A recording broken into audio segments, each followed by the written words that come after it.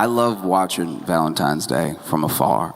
I do. I love watching, because this is one of the only holidays where if we see an incredible romantic gesture, like just something over the top,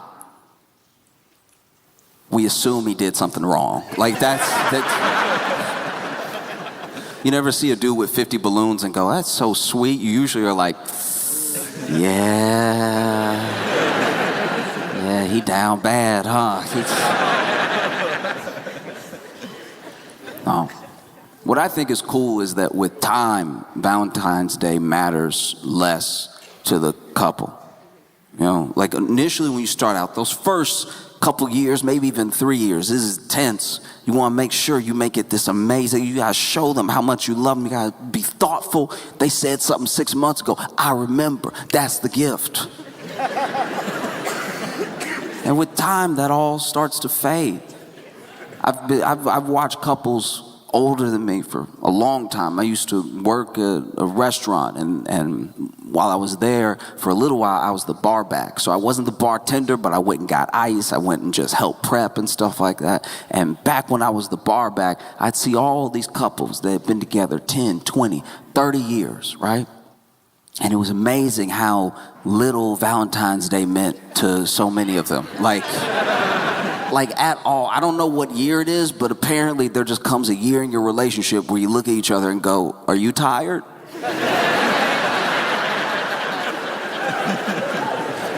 Me too. We could do nothing. We could do nothing.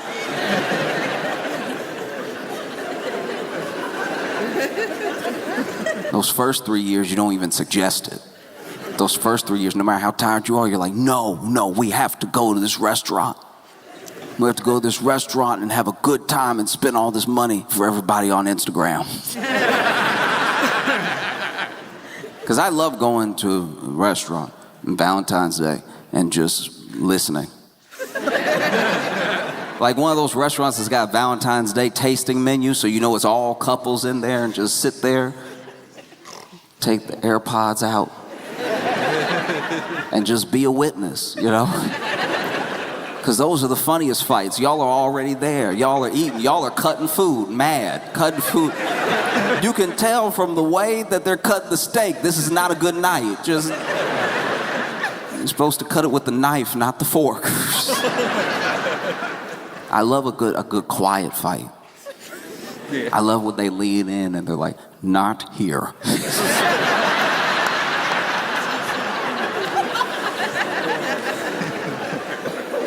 One of the couples that cracked me up the most when I was a bar back was this couple. They had been together like 30 years. And you ever meet people who are a perfect mismatch? Like, I don't know why they were together, because all they ever did was fight, but they loved it. They loved fighting with each other. They found their worst enemy and they married them. Like, it was incredible. They clearly were having fun fighting. They'd be laughing while they were fighting, just laughing at how bad the other one was getting. They would go tit for tat. It was beautiful to watch. I was like, this is real love. And one time, he told me the story. He was an older fellow, and he told me the story about how mad she got one Valentine's Day. They had been together for 8 years, and he didn't do anything for Valentine's Day. She was very upset. She was very mad at him. And, you know, he's older than me. He's got more experience, more life experience. But I was like, I mean, bruh, you didn't do anything. Like, I mean, I think she might be entitled to be mad. You know?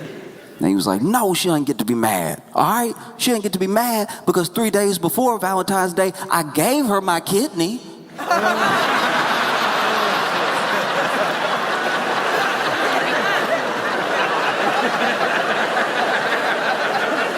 How am I gonna give you my kidney and then you still want something? You want kidney and chocolate? You're not getting it.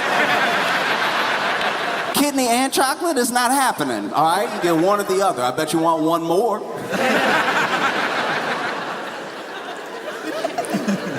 I remember the first time he told me that story, I was floored. I was like, yeah, it does seem unreasonable.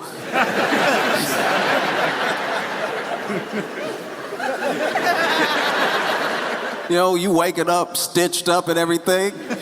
And she's like, well. Nah, it does feel crazy. A whole kidney too, man. And you know, y'all in love, y'all are donor match. It's hard to not do it. You kind of have to. You know, I want to be with you forever.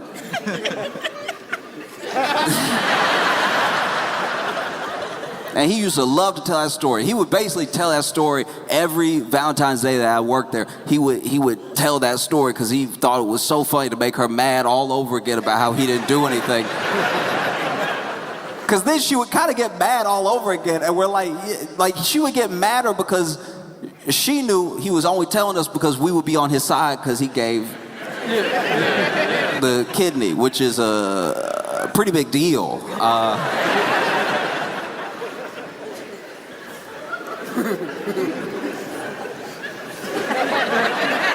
And finally, there was one year I noticed that I didn't see them. Right? And I just thought about them. Like I didn't have their numbers or anything, and we were just talking, passing and stuff. And the next year came around, and they came in, and I was happy to see them again because I only get to talk to them when they're there, and they're always very entertaining.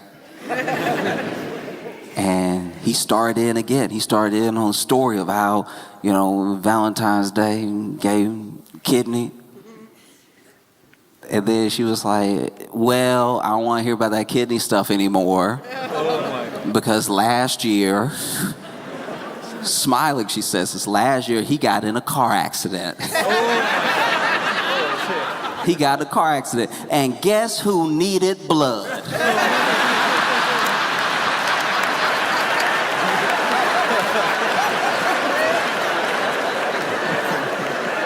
And then I watched them argue for 45 minutes. For a good portion of my shift, I watched them argue about the merits of blood over kidney.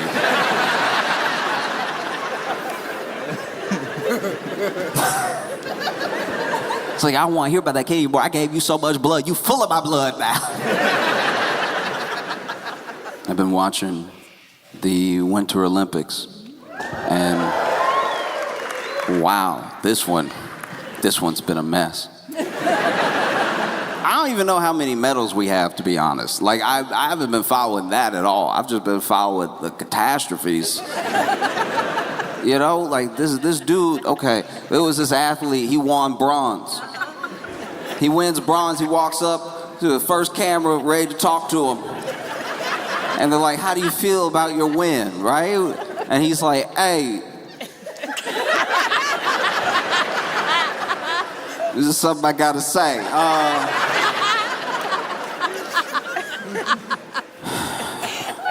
6 months ago, I met the love of my life. And because I didn't know where it was going, I was sure this dude was about to propose. I was puzzled. I thought this dude was about to propose, which already seemed like a bad idea. I'm like, I don't think she here. Like, if you're taking an interview on the course, unless she's behind the cameraman, I don't know if this is a good idea, bro. And it's like 6 months ago, I met the love of my life.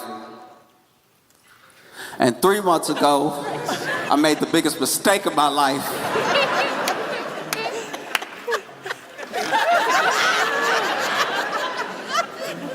It's like, all right, what does this have to do with athletics?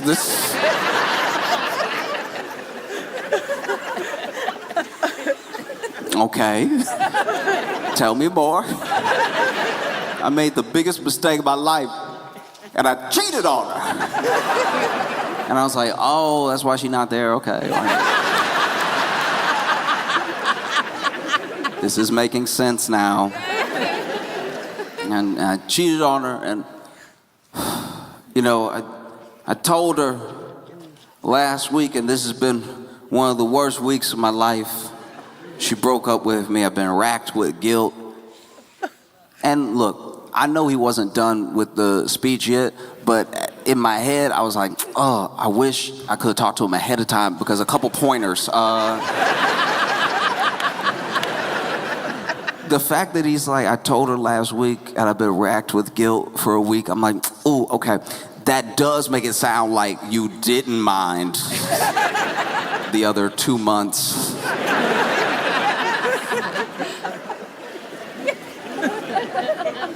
And he's like, I don't even know what this is gonna accomplish. And in my head, I was like, nothing. But I was trying not to interrupt him in my head and just listen to the whole thing. He's like, I don't know what this is gonna accomplish, but I just hope. And he started crying. And I was like, oh, okay. Look. Listen. As men, we should cry more. We should be able to cry openly. But when you did something bad and I don't know you and you're telling me you did something bad as a first impression and you start crying, it does not make me feel anything for you. Imagine if you're meeting someone for the first time. You don't know each other at all, haven't exchanged names or anything, and the first thing they say to you when you meet them is,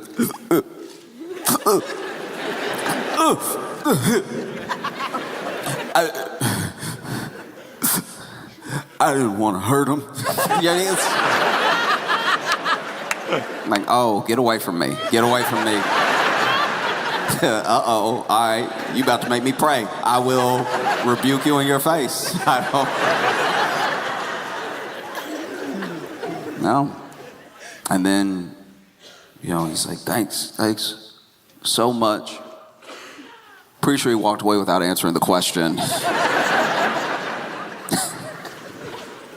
And then I saw news reports of it where they were like, the bronze was won by the biathlete who then went on to proclaim his love for his girlfriend that he cheated on. And I heard that and I was like,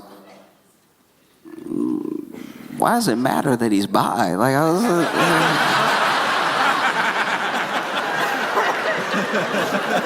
It doesn't really seem like part of the story. And then I did the mildest amount of Googling and found out that there is something called the biathlon.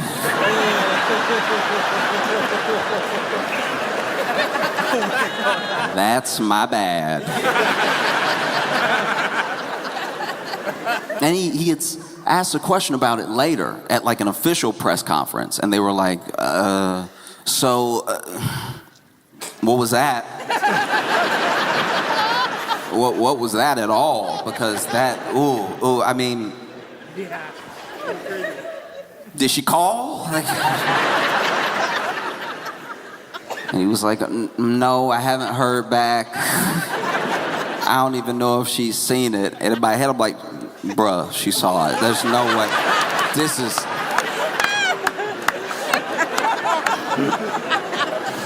And I don't know if she saw it. I just, basically embarrassed her on a world stage. So I have no idea if she saw it yet. And then he's like, yeah, I don't know. Maybe I just blew up my whole career. And I was like, maybe?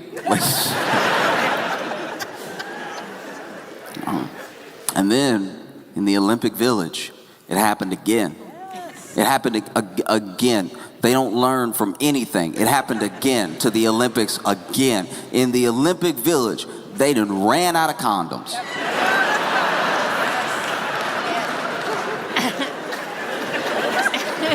I don't even know who's at fault anymore. I really don't. They had thousands.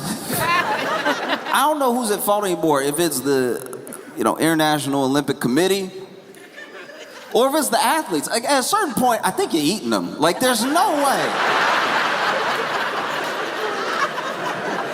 Yo, there's no way. What a dumb scandal to have. And then you let the athletes tell it, and they sound so... When they've talked to the reporters, I understand that a lot of what is being said is being translated into English. I get that. I understand. But you have to understand that in any language, some of the word choice is sounding very desperate. It's like... People have been quoted like, we don't know what to do.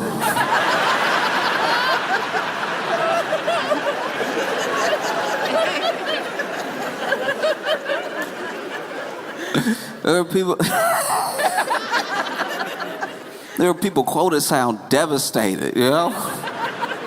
We don't know what to do. That's amazing.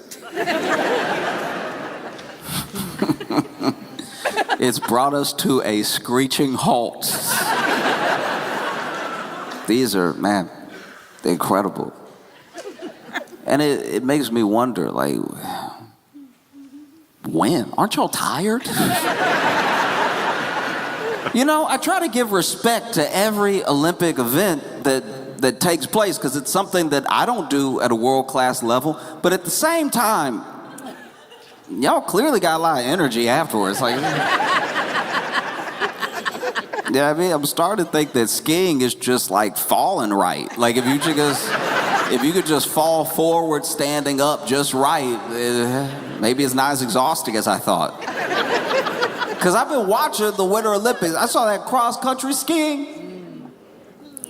Why? That cross-country skiing looks like one of the hardest things. That looks like what they should make you do if you go to jail. Like that cross-country skiing just seems crazy. It seems like it'd be faster to run. Like, why?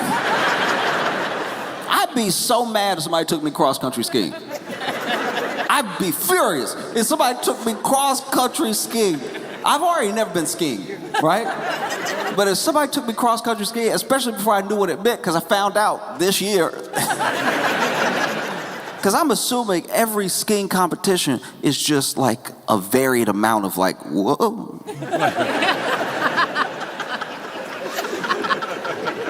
You know what I mean? Like even sometimes they got bent sticks, sometimes they got straight sticks. Y'all know what I'm talking about. Sometimes they're like,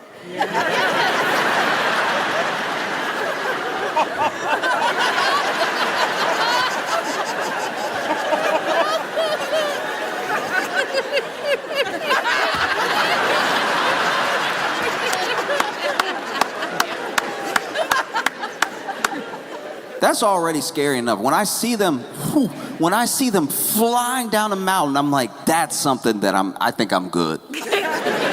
You never want to say never, and you never want to say I can't, but I can't never do that. That is for them specifically. Everyone who wants to do it. Because when they fall, the snow doesn't even look soft. It looks like they fell on a bunch of white rocks. And so if someone took me skiing, and they were like, yeah, we're going to go cross-country skiing. I'm like, wow, the mountain's that big?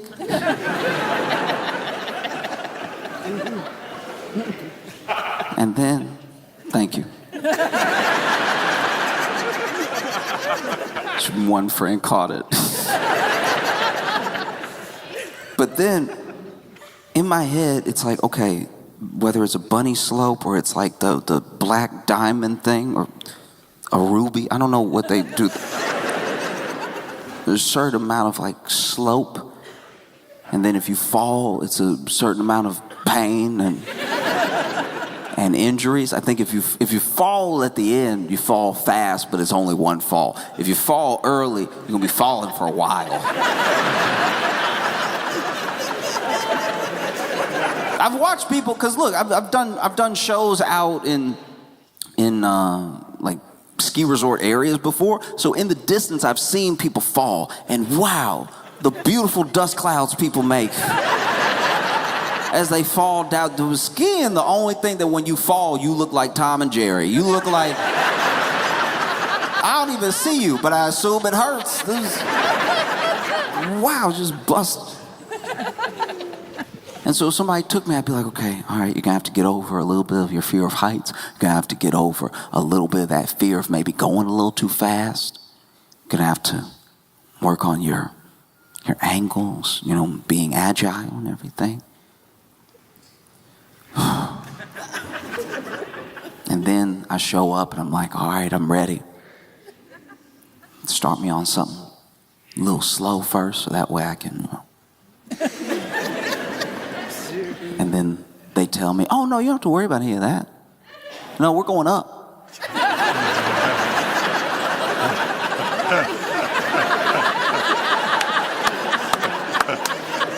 Do you know how offended I would be if someone took me skiing to come work? That's... Because then you watch this guy, the dude who, one of the winners I was watching, and he was doing 6-minute miles. 6 minutes it took him to clear a mile with skis on that he didn't need. Skis that shouldn't be on his feet, 6 minutes. You might as well have just made him hold a cinder block and run as far as he could, as fast as he can. Oh, some of these sports are insane. Like I always thought I liked the bobsled because of Cool Runnings. Every Winter Olympics, I tell myself I'm a watch the bobsledding and I'm a root for everybody black. And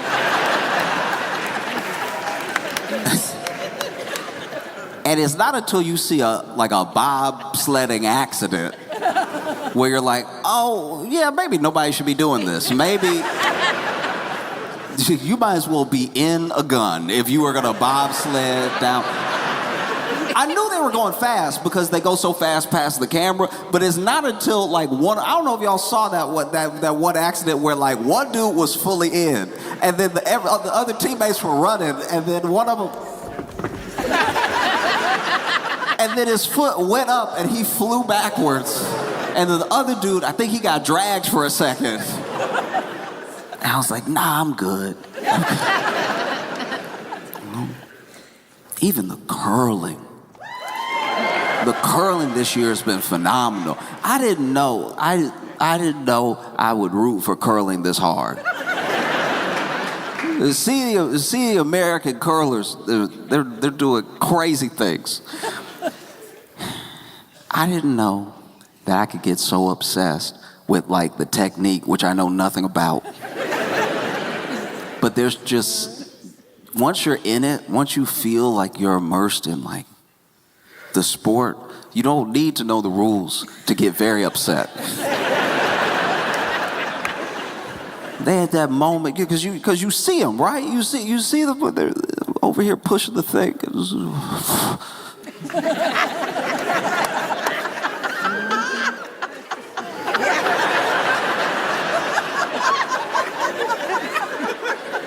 Then they start yelling instructions. They're like, curl, curl, curl. And look, I still don't know what that means, but I'm assuming he means like sweep, sweep, clean it up, clean it up. Could never let me on the team. I'd be yelling all types of just ignorant stuff like, it's dusty, it's dusty. Polish, polish.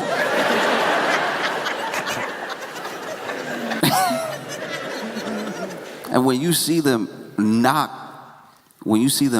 two of the stones out and keep their stone in, I lose my mind. I lose my mind every time. I thought I didn't care about this sport. I thought I liked it and I'd watch it a little bit if it was on, but then, whew, when Canada and Sweden got into it, some of y'all don't know about this. Okay, so Canada.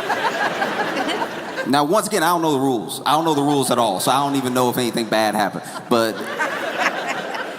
Sweden accused Canada of cheating to their face. And then this Canadian dude, he had the rock and he was over here.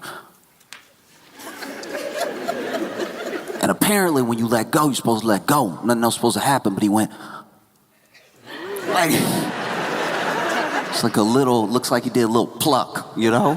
Just give it a little extra. And this dude from Sweden, he's like, oh, okay, I guess that's what we do. I guess we're allowed to touch the rock after we push it and everything. And then this dude from Canada had way more bass in his voice than I'm used to. This dude from Canada was like, who? Who, me? Lost it, started cursing at this dude. I was like, man, you would never thought Canada and Sweden. Canada and Sweden ready to go to war over curling.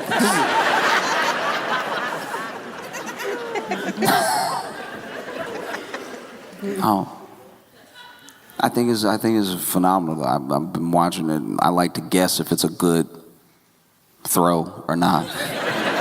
Because some of them let go, and as soon as they let go, I'm like, no, you done ruined it. Ooh. And they'll be sweeping.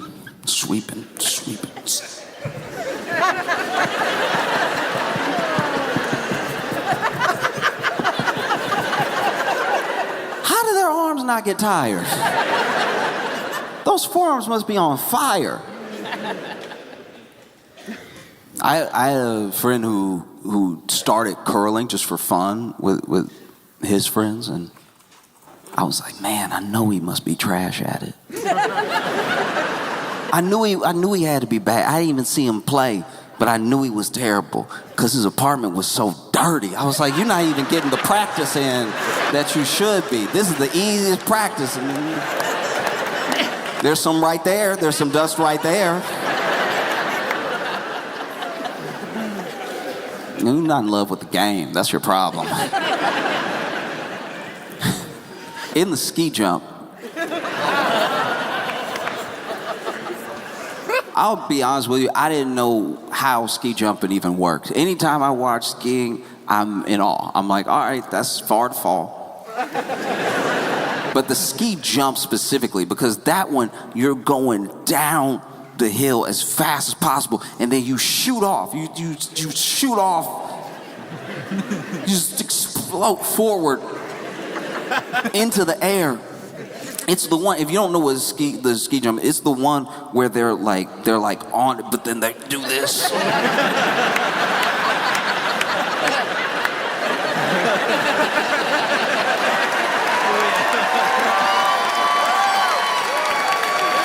And they do it for so long. In my head, there's no way they're not screaming. Yeah. There's no way you don't do the ski jump and the whole time,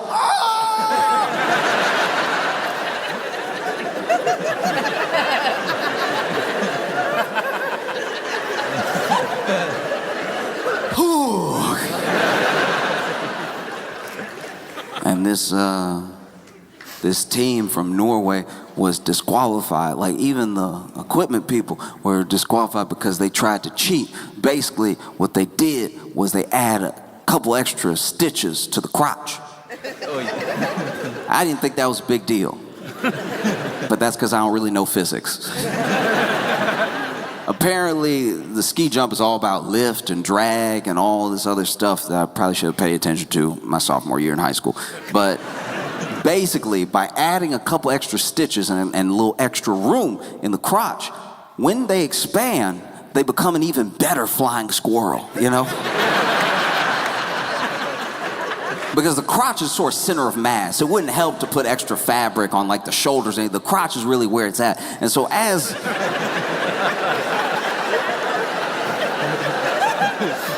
they're flying, they hope to like create a little bit of a parachute, like a little extra parachute by adding stitches to the crotch. Because they said that even adding like a couple of centimeters could translate with all that speed and with all that extra lift, and with that much of a difference in drag, a couple of centimeters could end up being like 10 feet. I know. I know. I was blown away. In my head, I was like, why don't they just like eat more then cut weight right before the event, you know, lose a couple pounds of water weight, and then you got a whole bag.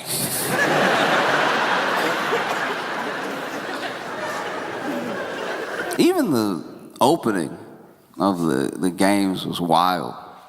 Because the opening of the games, when J.D. Vance got booed. That was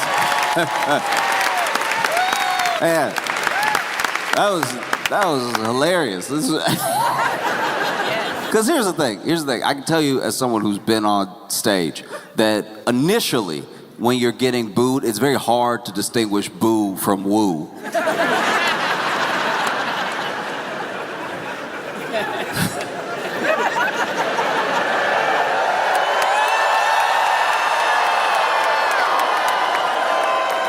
Initially, I heard the W, but then y'all gotta understand the rest was noise. And so I'm sure, J.D. Vance showing up, and then they wooed for the people from the U.S., right? They wooed for the people from the U.S. representing the United States. And I don't know who was upset. I don't know why they did it, but they decided to throw J.D. up on the screen. You gotta understand, J.D. wasn't walking out with them. He was just there. And then someone threw him on the screen. And not since the Coldplay Kiss Cam have people been this upset. This is... People were mid-woo. They were mid-woo for the people from the U.S. All these athletes, woo, ooh, yeah, Aaron Jackson, get it, yeah, woo. As soon as they saw J.D., like, woo.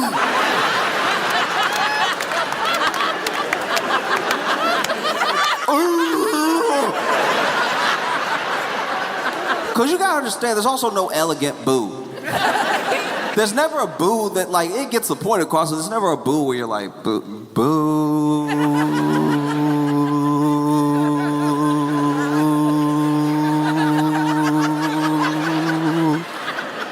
No, every boo I've ever heard of,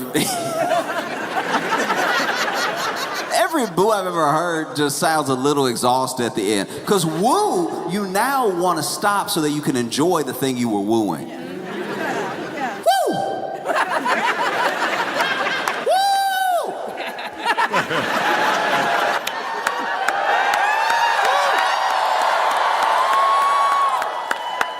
Boo, you don't even know what you want to have happen next. Because once again, JD did not walk out with them. Somebody threw him on the screen. And then he was looking up at the screen. And people... I love the way a boo ends. Because boo usually is, you just run out of breath. Woo is with love. Boo is with so much, hey, you didn't account for how much air you needed in your lungs to start the boo. So when you woo, that's why some of them are short and they still get the point across. Like woo, yeah, wow, wow, boo, boo.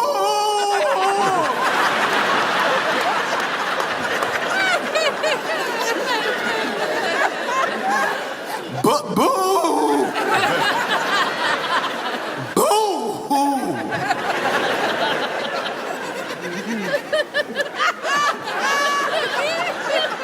And then they interviewed JD afterwards about being booed, which I was like, come on now.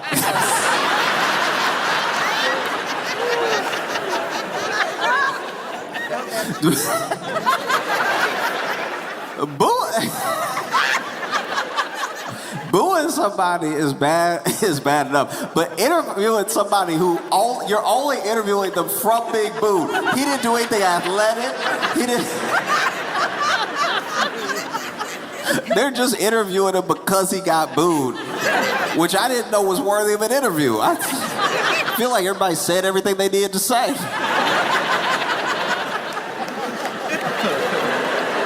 We saw him get booed. Imagine the reporter that's like, I gotta get the scoop. Like,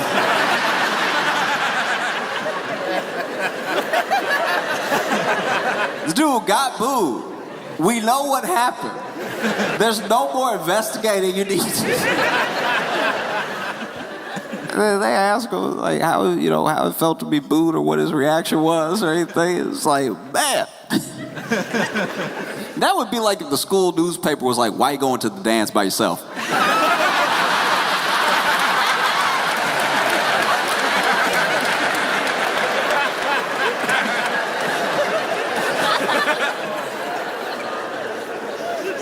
No, interviewing somebody that just got booed is up there with like when Joe Rogan used to interview fighters who had just been knocked out. It was like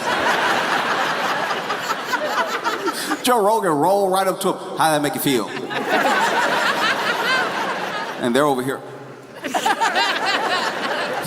I can't wait for the fight to start, Joe.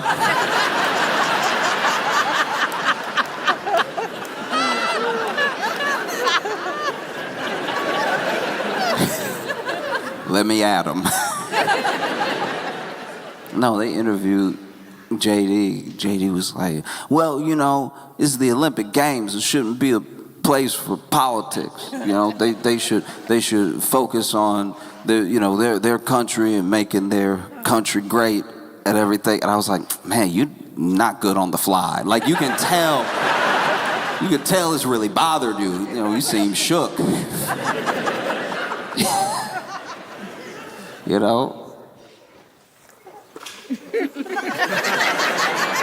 No, it's just funny, because it's like, it's the Olympics. It shouldn't be a place for politics. I'm like, it sounds like it's not a place for you. Like, politics aside, the world is there.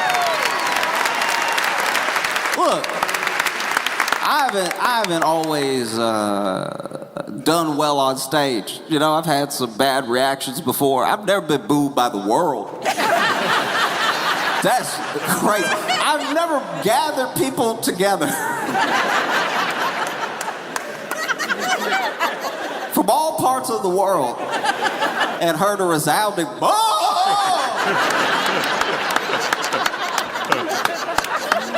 Boo! That was crazy. Because then you stand there, you JD Vance, and you can't even, you can't go anywhere. If you leave, they'll woo. Like, you have to...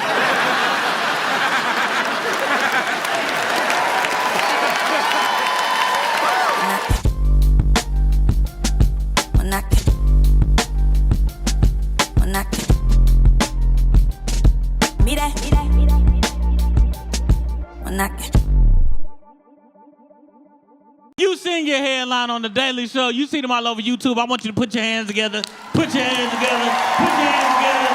Give it up for Josh Johnson.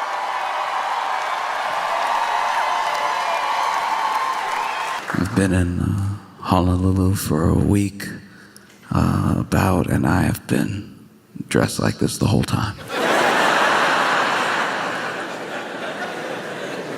In case you were wondering, yeah, this is what I wear all the time. There were people who, recognized me on the street, said, hey, and then there were people who didn't recognize me at all and said, hey, are you all right? Like,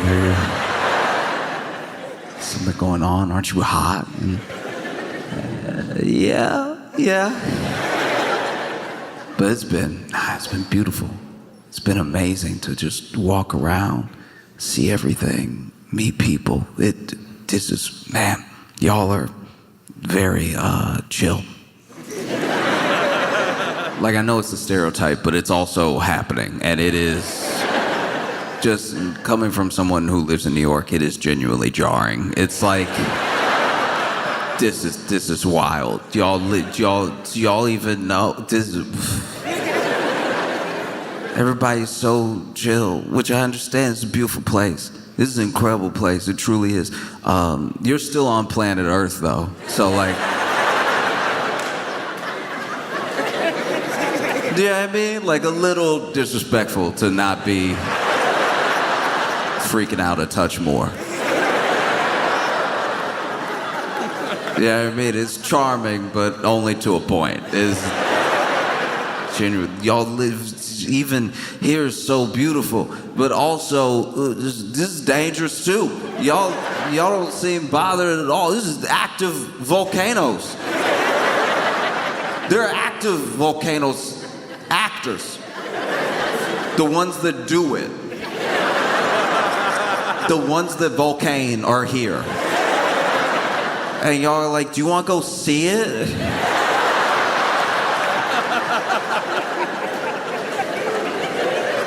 Because it might do it. Wouldn't that be crazy if it did it while we were there and then we saw it do it? Yeah, it would be crazy. It would be insane. No, I think I'm good. I think I'm good watching from the comfort of my TV. It's like, no, you gotta go to witness. It's like, you don't have to be a witness to everything. Sometimes you could just hear a story and it's fine. Active volcanoes. No one's bothered. No one, wow. I've been places where nothing was gonna happen and they were freaking out more. Do you know what I mean? Like, I have friends in San Francisco. And those friends in San Francisco, like, you know, any day now, we could slip into the ocean.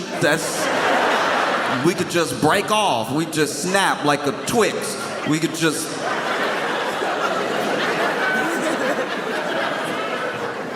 All right, I mean, if you really thought that, why are you paying a mortgage? That's a little wild, right? That you think you're gonna slip into the ocean, but also, you gotta do something. No, it blows my mind.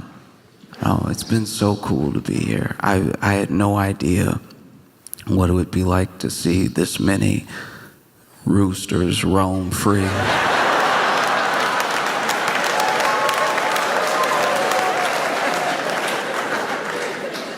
Look, you're gonna have to be patient with me, all right? Because I didn't know. There's a lot I didn't know. This trip has been teaching me a lot I didn't know. I didn't know most things. So I get here and I see a rooster, but I'm like, oh, he probably got loose. Like, I hope somebody find their rooster. I'm like, oh, because I hate to see, you know what I mean? Like, I hate to see like a lost pet or animal companion just out in the wild like that. And it was walking on pavement like it owned it. And then I heard like a rooster, and it wasn't. I really thought, this is how you know I grew up on cartoons. I really thought they only made noise like in the morning. I was positive that was like the nature's alarm clock. I didn't know they were like dogs and they could just go whenever they wanted. So now I'm waking up and like, I'm not saying I hear a rooster every time I wake up. I'm just saying like I wake up and because of the jet lag, I live in New York. So because of the jet lag, I'm waking up earlier, just naturally than I would otherwise. And so I'm waking up and then you might hear a rooster at the time that I wake up because it's very early. Like the sun is not out yet, right? And then the sun is out. And then I'm walking around and I hear a rooster again and I'm like, that can't be right. I'm positive that's not right because I know it's been all day today. And far be it from me, like whenever an animal is very good at something, I try to just trust that. Like I understand the groundhog thing, we kind of made that up, that's not exactly right, but I still check to see what the groundhog said, right? Because people used to go off of it. Now with the roosters seem completely unreliable. I understand this is the rooster's whole thing, but I will go ahead and start looking for myself. And the way that y'all just don't even acknowledge them,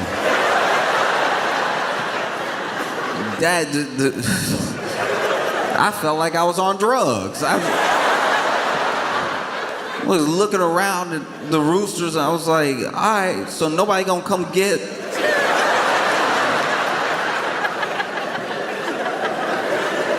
You try to call animal control of the roosters and they hang up. This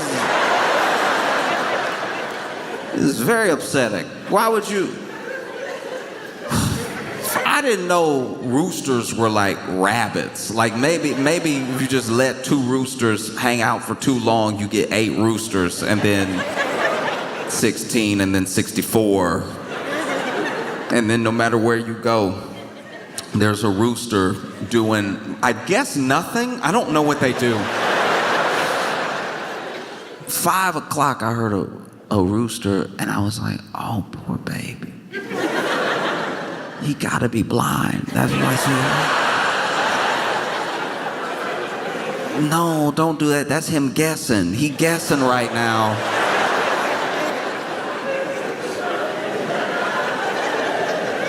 And then I realized I was completely off base. They don't just stop making noise because of the time of day.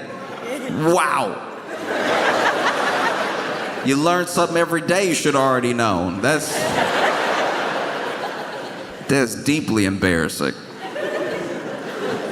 It's been beautiful. It's so beautiful, and everybody is so like laid back. Not every single person, but like as a general state is laid back. The people who I see freaking out, the people who I really see freak out are not from here. You know what I mean? Like the people. There are a lot of people. Like you could tell. You could tell who's like from here and not from here also by how there's a look. There's a look in the eyes of a person who like when somebody just got here, they seem like they could be from here because they're so excited to be here. When somebody just got here, they're like, oh wow. And once again, just outside looking in, y'all do that too. Like y'all do have the locals I've met have been like, man, what a day.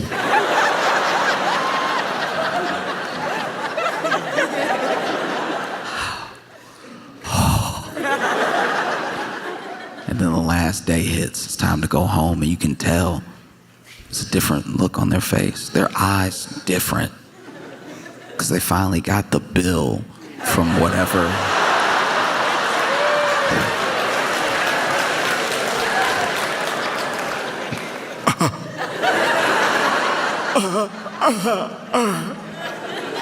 Same mannerisms too, just like.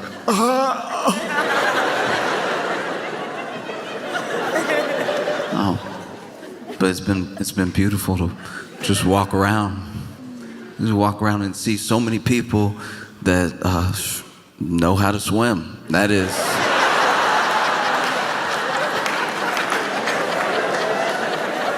Swimming. Okay, swimming for me has been trial and error.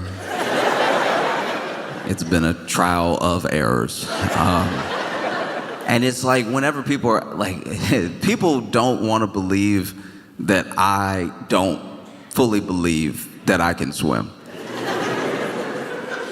I'll talk to people and they'll be like, yeah, but you could like swim to save your life though, right? And I'm like, I don't want to find out. I feel like that's one of the main reasons I stay on land is because I'm not sure. What a test. What a test. What a test to fail. And then now you know. Now I know. Now I know I can't swim. That's a crazy thing. But you could swim to save your life, right? Isn't that swimming? Isn't that the whole swimming? Whether you're swimming for fun or you're swimming to save your life, aren't you still the same amount of upright over the water? That's a crazy thing to ask somebody. Imagine somebody's on crutches. Someone's on crutches and you're like, yeah, but you can like run to save your life, right? It's like, maybe. Why would I want to find that out though? Why would I put myself in a running situation? Why would I on crutches walk up and slap a bigger man than me? Just to see if maybe, who knows? It might be like having 3 legs, having these crutches and being on 1 foot.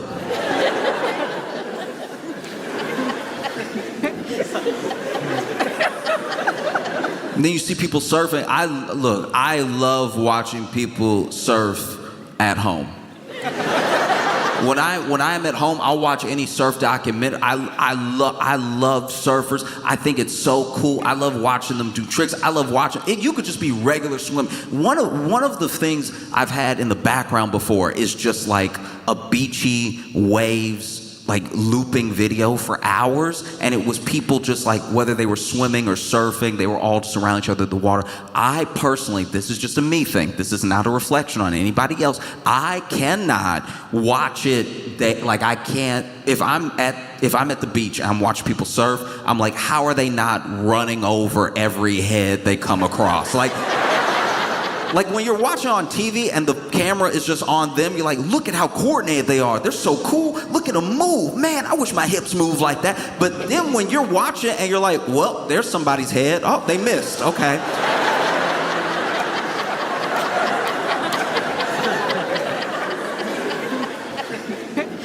I watched my friends. One time I went to a beach with my friends. My friends went swimming and they came back and they were like, you sure you don't want to get in? And I was like, you keep asking me if I could swim to save my life, but then also ask me if I want to get in. I think I'm good. I'm good on the beach right here where it's level, where if I drown, it's my fault.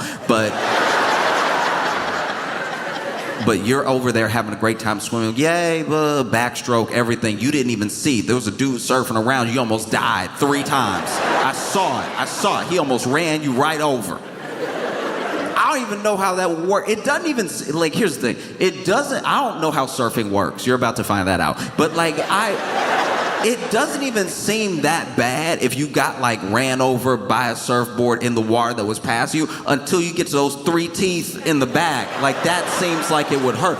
Like, because I'm not saying the board's gonna hit them in the head. I'm just saying they're like coming up the same time as somebody's passing, and everyone is so fluid with it. That's stressful. I know it's a gorgeous dance, but I'm watching this dude, just one twist of his ankle, he could have taken out 2 people right there. So you see the big waves that people surf on, right? Those huge waves that people surf on, and then they're coming down from the wave. I don't know why. Maybe I was never paying attention in the movies or in the competitions I'd watch on TV, but there's people in there. That's crazy. Why isn't that a sport? That seems like it should be a sport to get in the middle of the wave and not drown. You'll see these big waves, and then there's people surfing the wave, and then there's just a guy in the middle like, did he even mean to get in? That's too much going with the flow. I'm already worried about flat water. If I got caught in a wave, I can't even fathom. If I got caught in a wave and started shooting up, I already can't swim. I can't also drown up.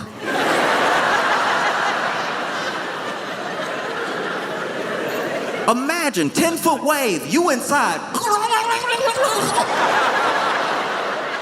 Which way do you swim when you're up? If you're in the wave, if you're here, where are you supposed to go? You're not even caught in like an undertow getting sucked down. You are about to shoot up in the air. Maybe. I don't know. I don't know how it works. Oh, I'd be so embarrassed if I drown up. I don't even know if they let you into heaven, because you would be explaining like, listen, I was in the water, all right? But then there was really sick wave. There was a guy on it, crushing it. But I was in the middle, and I was real high up in the air. I could actually see that I was like above land. But there was too much water in front of my face for me to take a breath. Maybe, if I had been snorkeling, I would have had that stick, and I could have leaned out and sucked some air.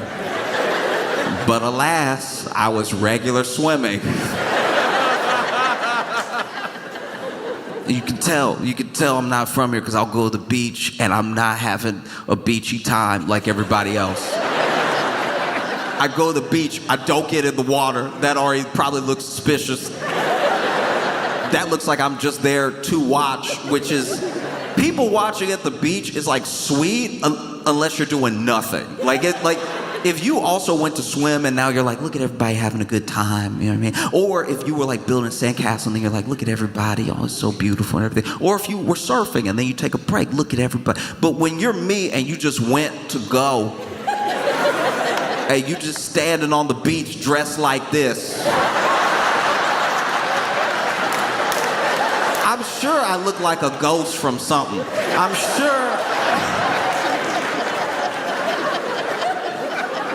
I probably look like the ghost to somebody out there surfing of like a hit and run they did or something.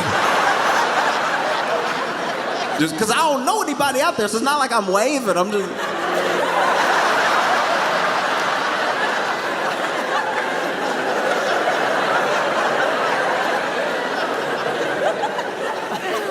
No.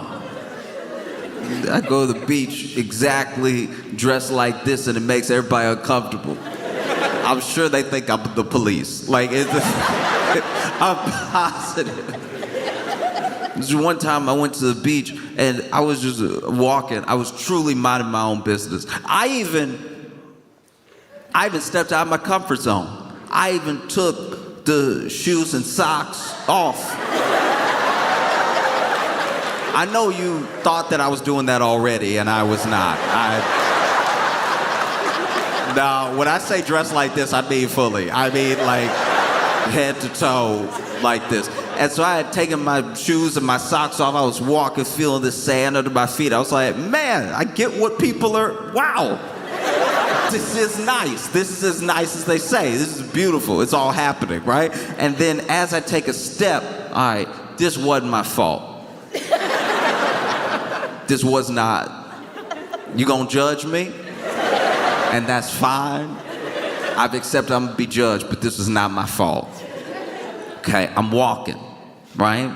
And then I feel something, okay? I feel something, and it's not like glass. I didn't cut my foot. That would have been better. I was walking, and I feel something. I take a step, and I feel something, and I realize I can't take another step. I feel it around my ankle, and I can't take another step. And somebody had buried themselves in the sand and then grabbed my ankle, right? And grabbed my ankle, right? And so grabbed it good too. Like this is crazy. This is the most Mad Max thing I've ever seen in my life. Already buried in the sand, but then grabbed my ankle, and I turn around and I see a hand and nothing else. And so I'm like, ha, ha, ha! I scream, right? I scream, okay? And so I'm walking, grab my ankle, I stop, I look, I scream. All of this very reasonable so far, right? All of this is on the other person. Okay, so then I try to pull away. I can't because no quad strength, I don't know. But like I can't pull away like I want to. And so then as I try to pull away, I try to pull away twice, and this is still out of panic. I still don't even know what's happening really. I just know that there's a hand around my ankle and there's nothing else, right?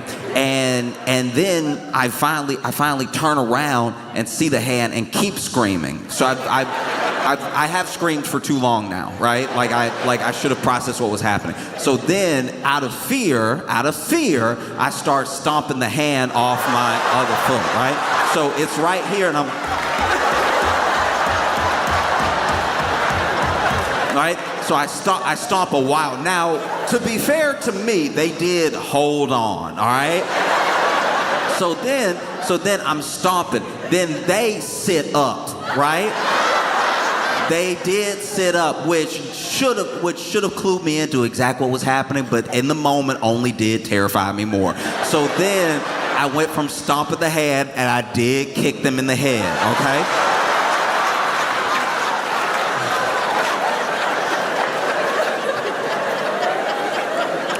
I did kick him in the head, and then I ran, right? And I ran, and while I was running, it was when I was processing, like, oh, okay, probably not a zombie. A zombie's hand wouldn't have had more body attached to it. A zombie probably wouldn't have sat up and been a whole person that I kicked.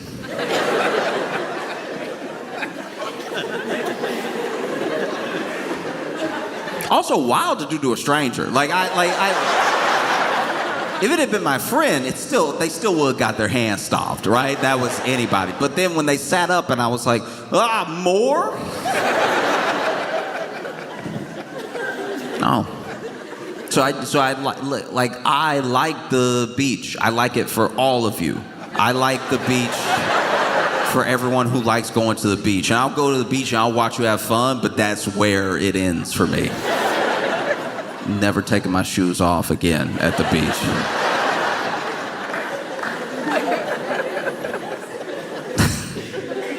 Yeah, people are like, but you'll get sand in your shoes.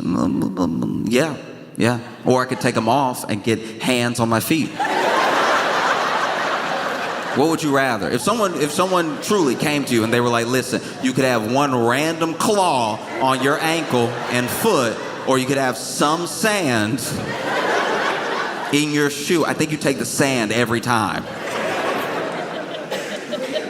No. Oof. I got friends that love to swim, and I'm happy for them. I'm very happy for it. It looks fun when they do it. Sometimes I'll go snorkeling. That's when you almost drown, kind of. I don't even fully understand snorkeling because you got the tube. But you're not sucking any air. It's not scuba diving. You got the tube, but then what's the tube for? Because you're just gonna exhale. You could have just done that through your mouth.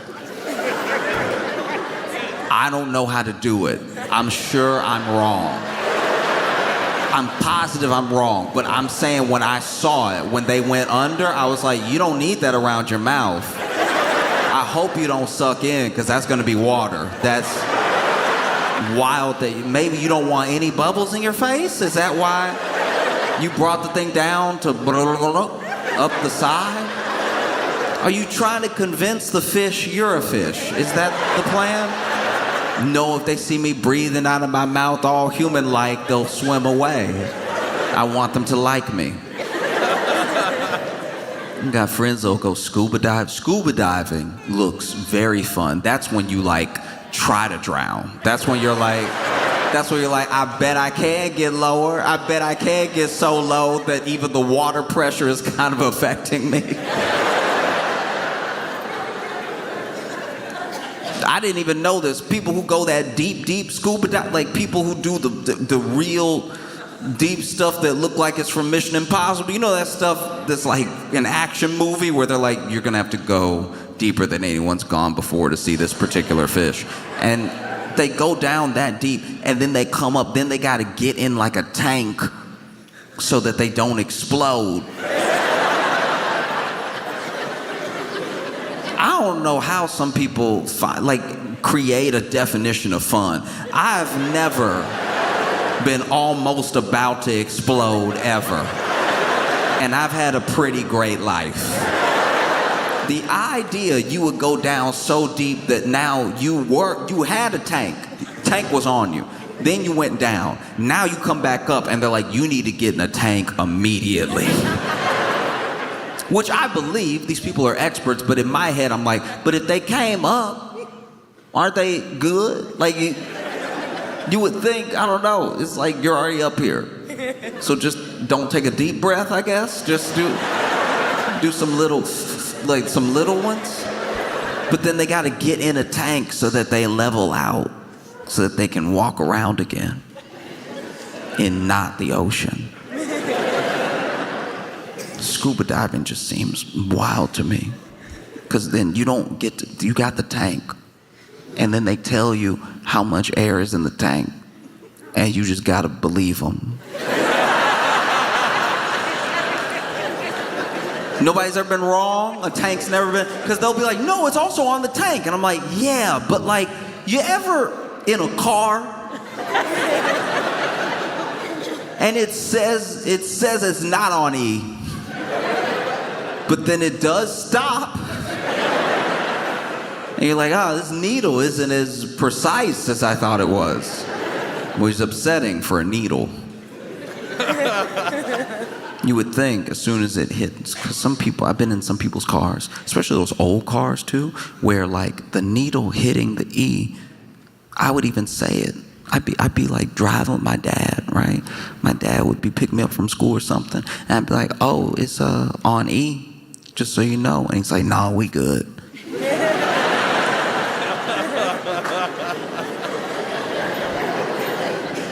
And I would say, Father, I know I'm 7, but from what I've heard, I know I'm not a driver. I'm not a driver. From what I've heard, E means empty. It looks like we're very close to empty and we're not already at home. No, we're good. It's gotta go past the needle to really be out.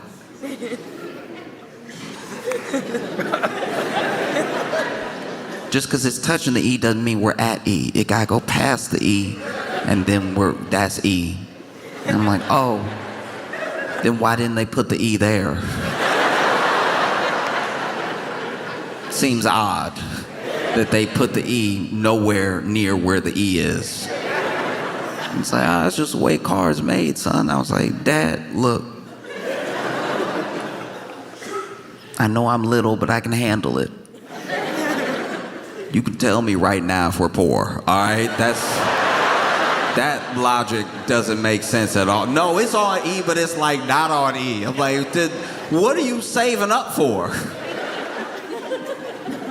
Because, you see people, I'm sure, y'all see people all over, Midwest, Northeast, the South, the western parts of the country, all these people, freaking out, and not without reason. You saw leading up to the election, eggs are $12? We had no idea. For everything that we complain about, things are like twice as expensive for y'all.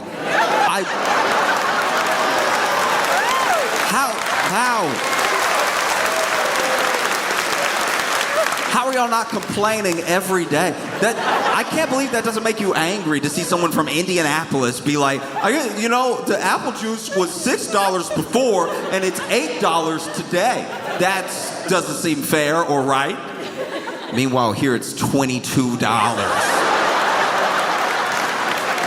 And not only is it $22, there's one jug. Even when you got the money, you gotta make sure you get there first. And still, how? And still, y'all are like, with enough time, with enough patience, with enough elbow grease, you'll make your own apple juice. You just gotta...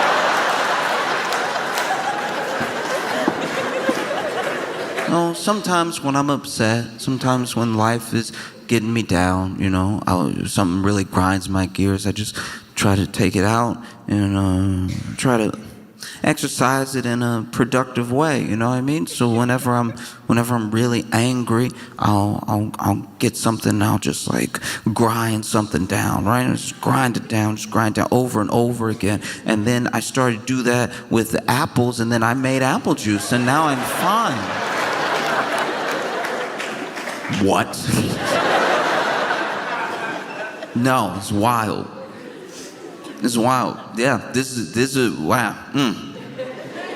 I know I'm still on planet Earth, but whoa. You know what I mean? It does feel like, and I'm really not saying this in a way that is just trying to butter you up or anything, but this does feel like a different dimension, because the 7-Eleven is nice.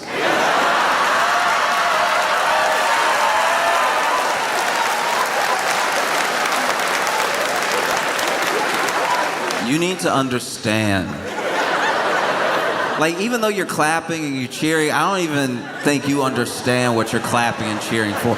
The 7-Eleven being nice.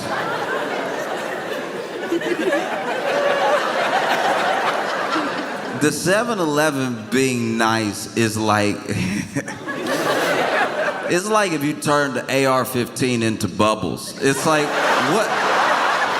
First of all, how? And second, this is not what this is supposed to do.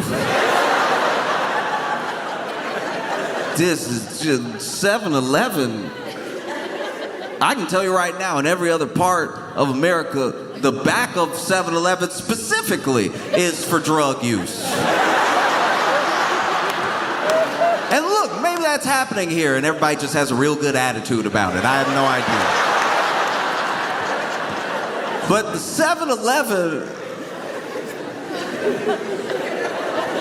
7-Eleven in New York, okay, so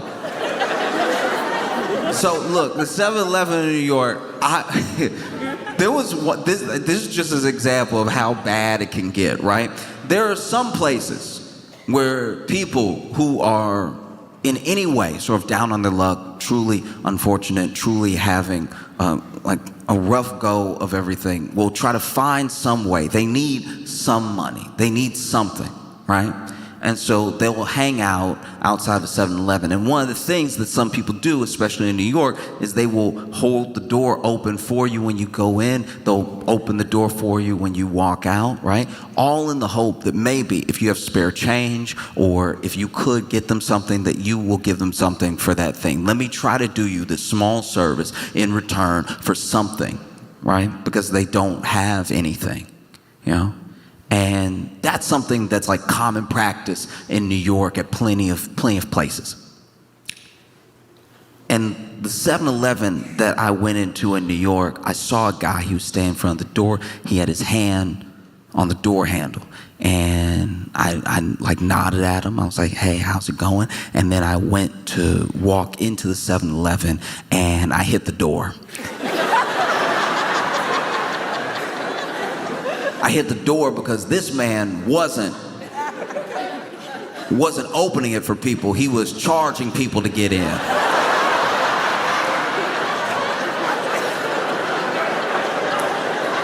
Which is frankly a better business model.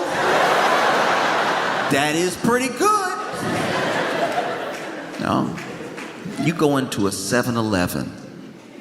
You go into a 7-Eleven in New York City. Let's say they just mopped. Let's say the best of circumstances, they just mopped, right? There's a wet floor sign, but what's that gonna do? What's that really gonna do? They just put those out so they don't get sued. What is that really meant to do? It's a wet floor sign over there. I walked in, it's wet right here. And if you fall, if you slip in a 7-Eleven, if you slip in a 7-Eleven in New York City, you have to burn whatever part of you fell. Because I know they mopped, but they didn't mop to clean it. They mopped to move around whatever was the reason for mopping in the first place. So if you walk in and you see that wet floor sign all the way over there, and you don't know that means the entire floor, everything in here is wet now, and you walk, whoa, and then you slip, and then you fall on your back, you will want to die. Walk into a 7-Eleven here. People smile.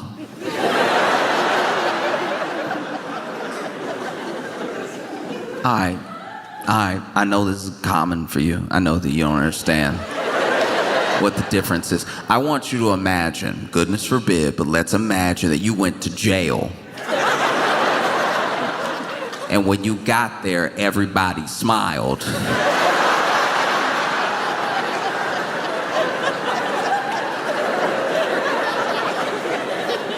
Based on your understanding of jail, that would make you more comfortable. Based on what you think about jail, if you walked in and everybody smiled at you specifically, you would think, uh-oh. And so forgive me if being conditioned by New York City 7-Elevens, walking into a 7-Eleven here and seeing people smile, I don't return it right away. I'm shocked, I'm suspicious. If you walk into a 7-Eleven in New York and everyone is smiling at you, that 7-Eleven is being robbed right now. These are not sincere smiles. These are the smiles of people who don't want to be shot. This is smiles. You walk into a 7-Eleven in New York and they're smiling at you, you run. Because there's not, huh. No. It's a,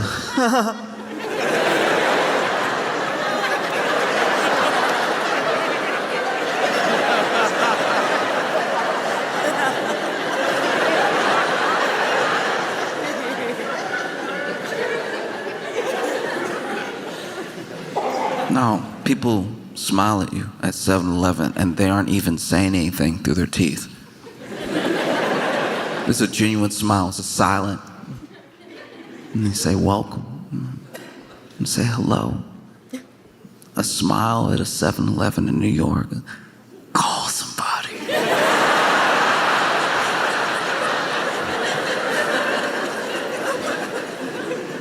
It's one with a gun. But I think the other two in on it. Hurry.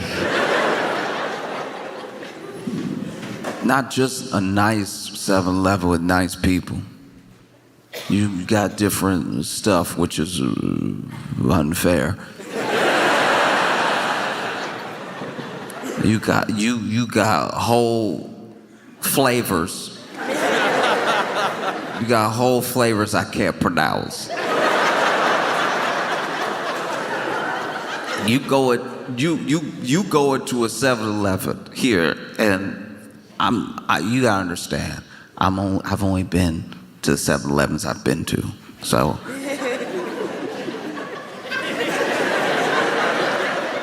Sorry that I'm uncultured. Everything at the 7-Eleven I'm used to is not like this. You get in there and you get the what is this? Hoapia? Hopia.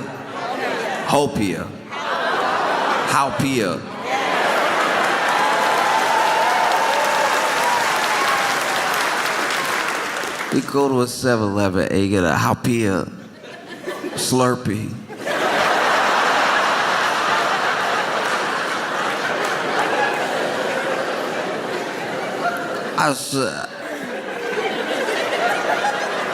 I saw the letters. And I was like,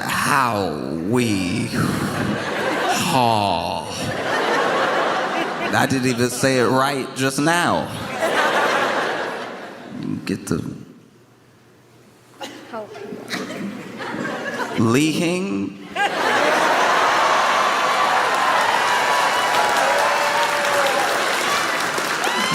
These are flavors I'm not used to. I didn't know these flavors had come out. I'm used to going to 7-Eleven and getting some of the most dystopian Mountain Dew type flavors you've ever heard in your life. Just a color to a thing that doesn't exist the way that it says in the flavor. You go to 7-Eleven in New York, you get like a, I don't know, black elephant Slurpee or something like that. Just something that just sound wrong. Whole time you pulling it, the machine doesn't even want to let it out right away. You pull that thing and the machine is like,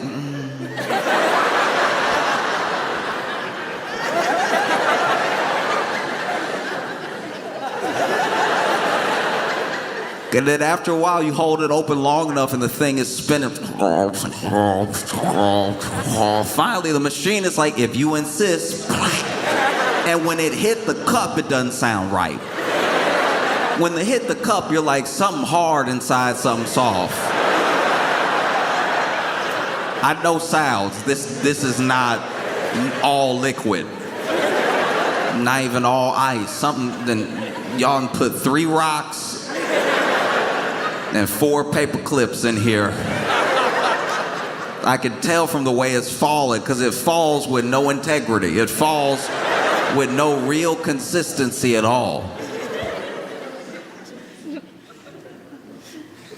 How?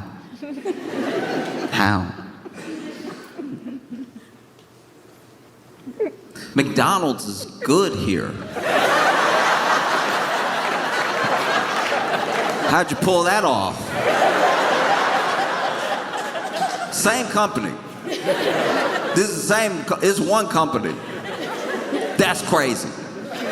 That's crazy they would bring all the good McDonald's here and they would make us eat slop everywhere else. McDonald's in New York City is where you do heroin. I don't mean the back like a 7-Eleven. I mean in the restaurant portion of the McDonald's. I mean you order your Big Mac and then you sit down at your table to do your heroin. The Big Mac is just a formality.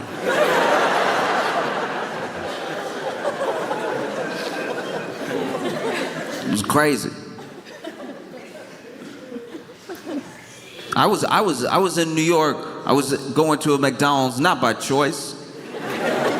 My girlfriend wanted to go to McDonald's, and so we went into a McDonald's, and all she ordered was an ice cream cone, one ice cream cone, one cone with ice cream on it. You would think that there's no way the devil could get involved. It's one ice cream cone. It's ice cream. It's ice cream with a cone. It's simple. We've seen it a million times. It's not revolutionary. And they handed her ice cream with a cone. And before she could even take a bite, she felt something.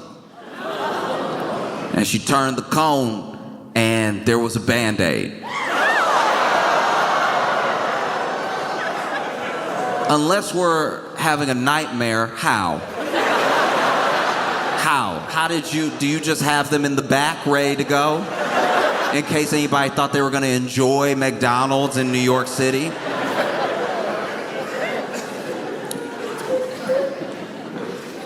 This is crazy. I just wanna let y'all know the planet y'all live on. Cause nothing seems to get to y'all. Not like fundamentally, not like real. I'm stressed out for y'all sometimes. I don't even live here, but I remember 2017. I remember in 2017 when that fake missile thing. I remember. How is this still a place? How is it? If that had happened in New York City, real estate prices would have dropped because we'd all be dead. Everyone would have. That's crazy. Imagine what was even said in those moments.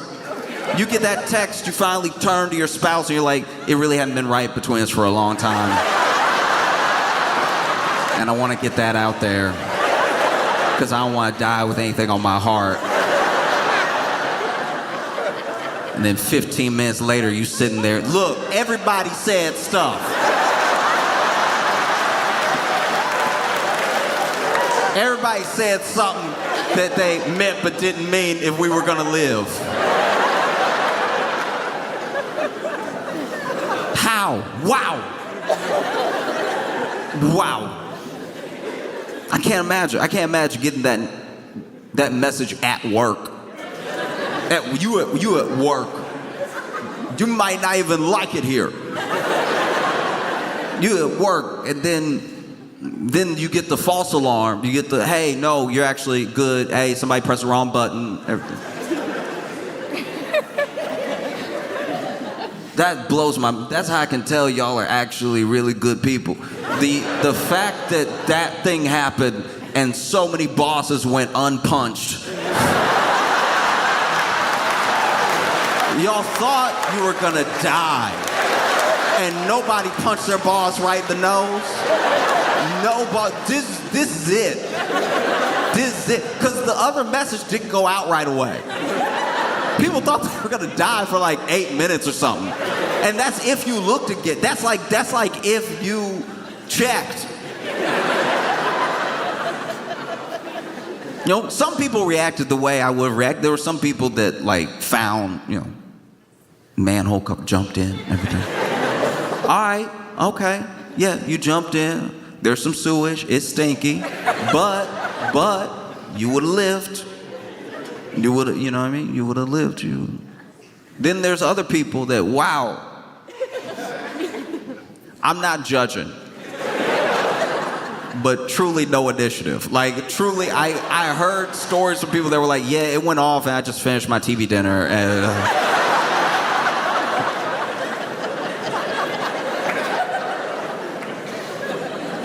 you just kept eating the TV dinner that you weren't enjoying.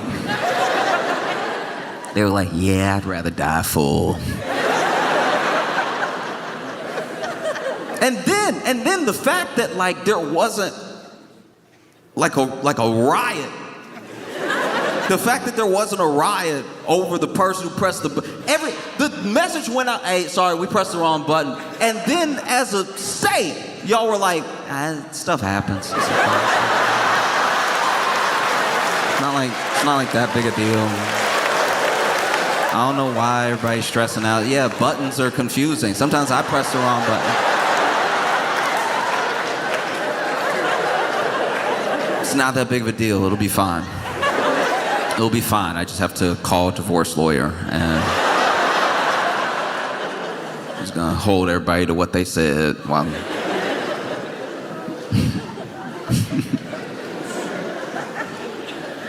That's just not me. That's not me at all. I was in an elevator for too long one time. I told a stranger, I was like, listen, I want you to call this number. This is my mama, all right? In case I don't make it out, I want you to... We were stuck between floors 1 and 2.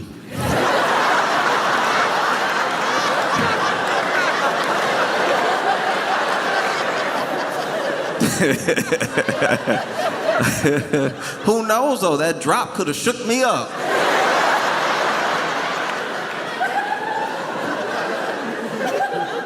No. But I'm amazed. I think, man, I look around and I'm just blown away. You know, there's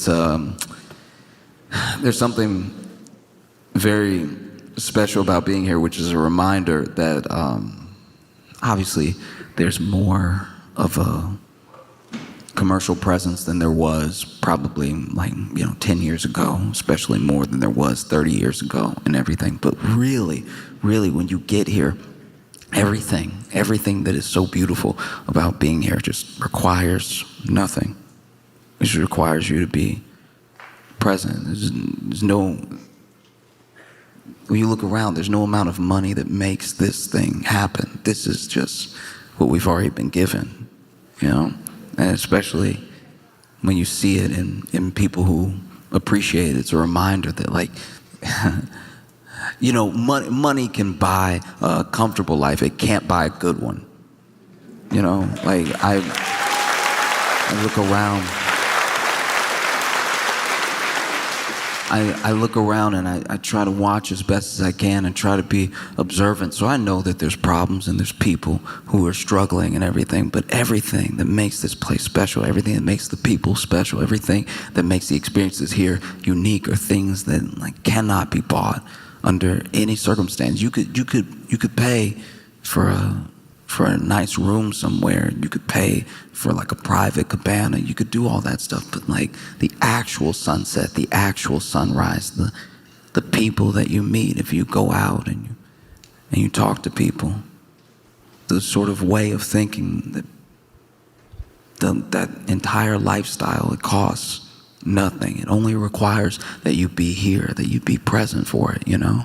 Every beautiful thing, every unconventional thing, it's there's nothing you can take away from it. No matter how much money you acquire, there's nothing that can prepare you for the natural beauty, not just of a place, but of a people and all the things that surprise you when you're really present somewhere, you know? The fact that the rooster's just gonna go whenever. It's that's insane. That's insane, because I think people come here and they think that it works the way it works in other places. There are places you can go all over the US. There are places you can go all over the world where that place is as good to be in as the amount of money you have. You know, you can travel all around the world and I can show you a terrible time in a city. I can show you a great time in the city based on what you can afford, right? And then you come here and it's already here. That blows my mind, you know? Like, that's why I think so many people come here and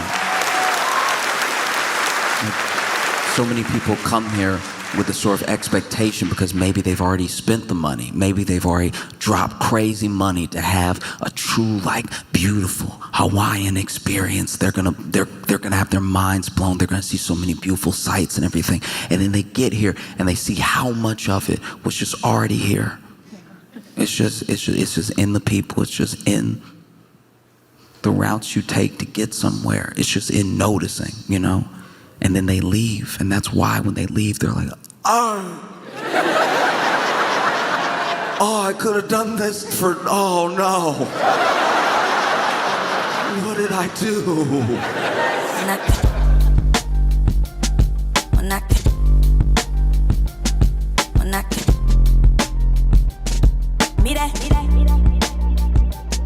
When I